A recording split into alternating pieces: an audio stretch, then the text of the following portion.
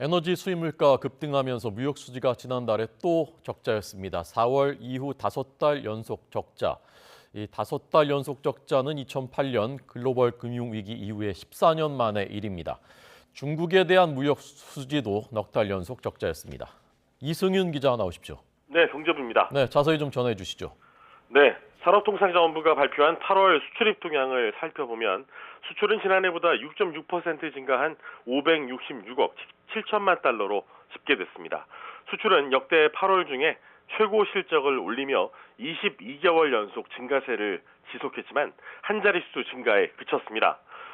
수입은 28.2% 늘어난 661억 5천만 달러를 기록했습니다. 이에 따라 무역 수지는 94억 7천만 달러 적자를 보여 지난 4월 이후 5달 연속 적자를 기록하게 됐습니다. 무역 수지가 5달 연속 적자를 보인 건 글로벌 금융위기가 있었던 지난 2008년 6월에서 9월 이후 14년 만에 처음입니다. 다만 올해 상반기 우리나라의 무역액은 역대 최고 실적인 9,603억 달러를 기록해 역대 가장 높은 순위인 7위로 도약했습니다.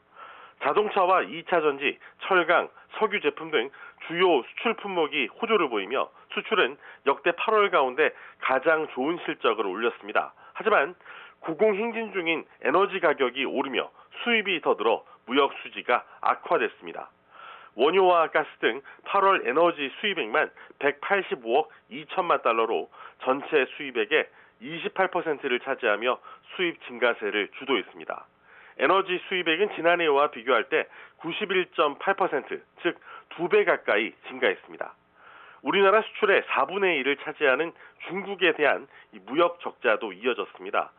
3억 8천만 달러 적자인데 지난 5월 11억 달러, 6월 12억 달러에 비해서는 적자폭이 줄어든 모습입니다. 대중국 무역 수지는 지난 1994년 8월 이후 올해 4월까지 줄곧 이 흑자를 기록해오다 최근 넉 달 연속 적자를 보였습니다. 정부는 8월 반도체 수출 물량은 13.8%, 가격은 D램 고정가 기준으로 30.5% 줄어드는 등 반도체 수출이 글로벌 수요 약화와 가격 하락 여파로 감소했다고 설명했습니다. 특히 대중국 수출은 중국의 성장세 회복 지연 등 영향으로 인해서 소폭 감소했고 대중남미 수출도 글로벌 경기 둔화 여파로 감소한 것으로 파악됐다고 덧붙였습니다.